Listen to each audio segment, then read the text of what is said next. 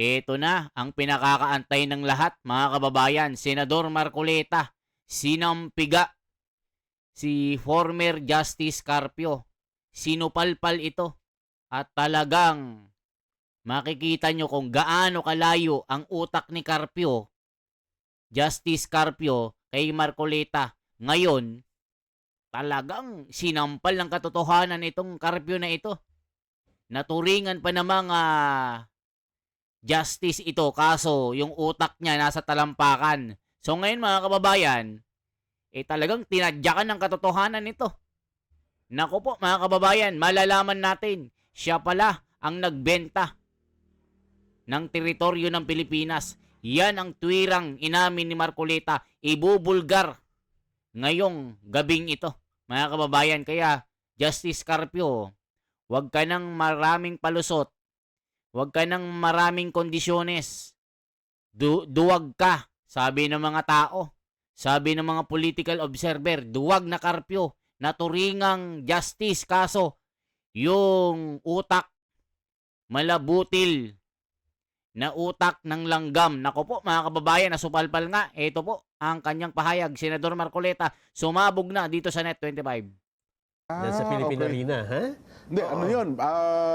Ang mga bagong graduate ng bar. Oo, nagano na Opo, sila. opo. Nagpumirma na sila sa Rolls of Attorney. Yan. Nakahanda daw po ang Philippine Bar Association na magsilbing host ng pampublikong debate, public debate, sa pagitan ni retired Supreme Court Senior Associate Justice Antonio Carpio at Senador Rodante Marcoleta tungkol sa mga usapin sa West Philippine Sea. Inilabas ng Philippine Bar Association ang alok na ito kasunod ng formal na pagtanggap ni Carpio sa hamon na magkaroon nga ng isang friendly debate. Yan. At bilang pinakamatandang voluntaryong samahan ng mga abogado sa bansa, Okay. pinakamatanda pala ha. Aha. Layon po ng Philippine Bar Association na tiyakin na ang debate ay magiging kapaki-pakinabang at makabuluhan. Ayon kay Philippine Bar Association President Attorney Rachel Aileen Santos, magagamit ang naturang debate para ipaalam sa publiko, lalo na sa mga kabataong Pilipino, ang tungkol sa 2016 Arbitral Award at sa West Philippine Sea. Nais daw po ng asosasyon na makipagpulong muna ina Senador Marcoleta at Justice Carpio para mapag-usapan ano yung mga panuntunang susundin sa mangyayaring debate. At bukas din anya sila sa anumang media coverage. Ayan. So, ang ino-offer nila venue. Hosting. Hosting ng friendly debate. Yes. Sen. Doon sa kanilang pangako na magiging kapaki-pakinabang at makabuluhan sa ating mga mamamayan, Opo. hindi ko naman tatanggihan yon din. Opo. Kaya lang, wala naman silang pahayag tungkol dun sa restriction o limitasyon na una nang ipinahayag ni Justice Carpio. Ang sabi ko, kung yung lilimitahan mo naman yan, baka hindi magiging kapaki-pakinabang at makabuluhan. Sang-ayon na rin sa pananaw ng asosasyon na nag-aalok ng pag-host ng ating pagdidebatihan. O kita nyo, itong si Carpio, naduwag. Nagsiset pala ng boundaries. Sabi ni Marcoleta, bakit meron? Ba't marami kang kondisyones? Naduwag ka na? Ayan, naduwag tuloy mga kababayan, tumakbo na parang bata, nagsumbong sa tatay at nanay or kuya. Nung hinamon, sige nga, laban nga kayo ng kuya ko. Ganun na si Carpio mga kababayan. Yari, supalpal. So, wala naman silang ipinahayag, di ba? Opo, wala po, wala. Oh. Ako sana, Jen, kung mamarapatin nila, dahil nga gusto kong maging makabuluhan, ako na siguro ang magkukusa kung papayag sila. Kasi Sa mga topic o mga preposisyon. gagawa ko ng proposition Okay, na opo.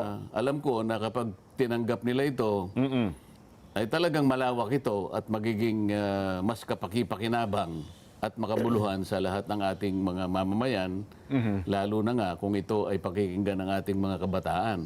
Yan, opo. Oo. Kasi ganito ko liliwanagin, tatlong proposition actually ang gusto ko, Jen, Nelson. Opo. Halimbawa,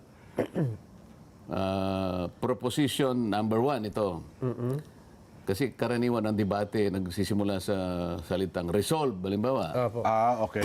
Resolve that as the international recognition of WPS is an enforcement of the arbitral award against China in the international forum, NAMRIA and DFA have the duty to define the portion of its limits pertaining to the Philippine Exclusive Economic Zone, Opo. deposit the same with the Secretary General, and publish the same for other states to be notified. So, affirmative, ako yun, dahil yun ang posisyon ko eh. Opo.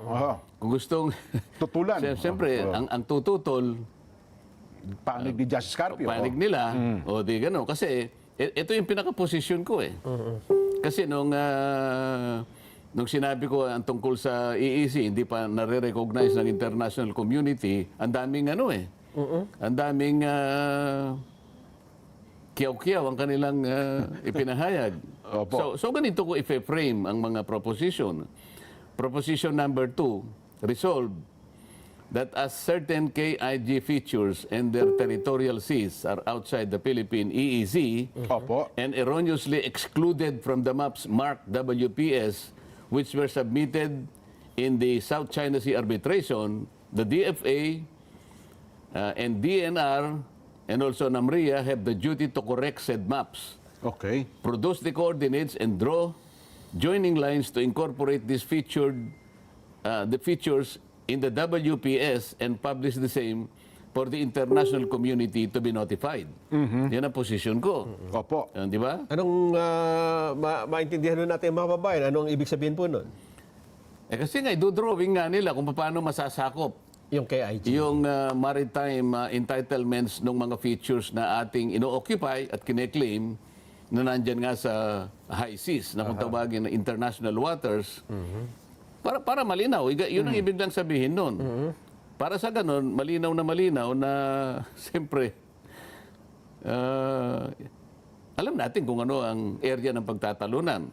Pagkatapos, yung proposition number 3, resolve that the chart submission and notification are state's obligation under the UNCLOS. Kasi sinasabi nila, hindi na kailangan ng ganito, ganyan. Under the international law, sabi niya ganyan.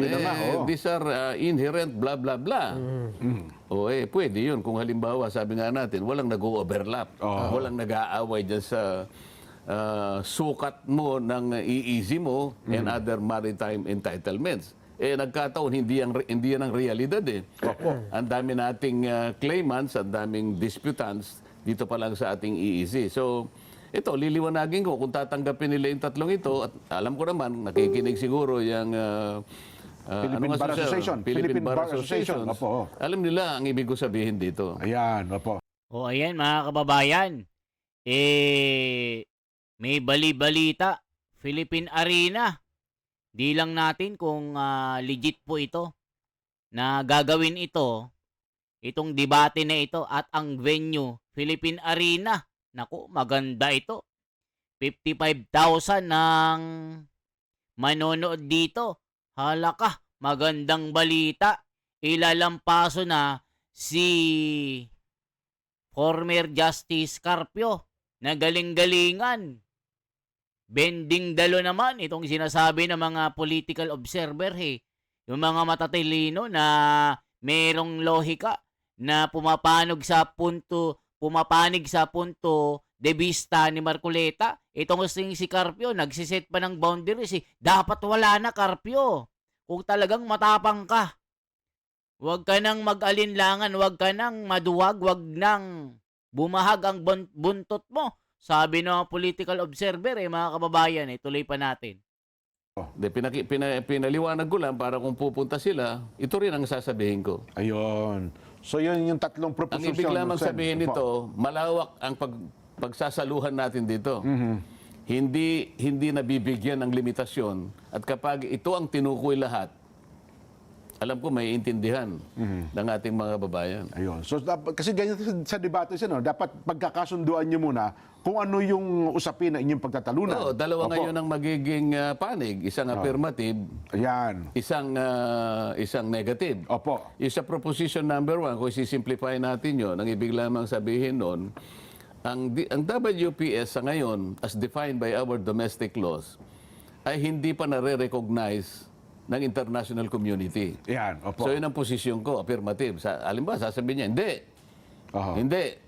Alam ko ngayon, ang WPS ay recognized na Ng buong mundo. ng buong mundo. Yan, O, oo. di ganon. Hindi maganda. O, pangalawa, yung KIG. Yan. Sinasabi ko, yung mga na-occupy nating features at saka mga kine-claim natin ay hindi nasama doon sa naunang mga mapa na isinabmit Yan. Opo. ng ating gobyerno, ng ating pamahalaan, nung ihain nila yung petition sa arbitral tribunal. At may kaugnayan dito sa obligasyon ng NAMRIA, ng DNR at ng DFA na sana korekin nila ito sapagkat maliwanag naman, hindi nila sinali. Opo. O, yun ang affirmative, yun ang aking posisyon. Oho. O, kung tututulan niya yun, sa panig na tumututol, Yan. sige. Yung siya, negative siya. Oo, edi yan na. Pagkatapos, yung pangatlo nga sinasabi natin, meron tayong obligasyon sa ilalim ng UNCLOS. Hindi lang karapatan ang kasi ang nakasalig dyan. Nandyan ang karapatan natin, pagkilala nila sa karapatan nating enjoy natin ang saganang atin in terms of maritime entitlements. Ngunit, pinagmumulan din niya ng obligasyon ng mga estado. Yan. Hindi lang karapatan. Oho. Yun ang posisyon ko. Gusto niyang tutulan yon, o sige, Yan. maliwanag yung tatlong propositions po na yan. Ayan. Kaya siguro ang Philippine Bar Association hindi naman naghain ng mga proposition kasi alam nila Kakausapin nila kami. Kakausapin nila kay kabilang panig Oo, para ano ang sana pagkakaisahan. naman. Kasi sa pagkakalinya ng mga propositions na yon, malawak na yon. Yan. Opo.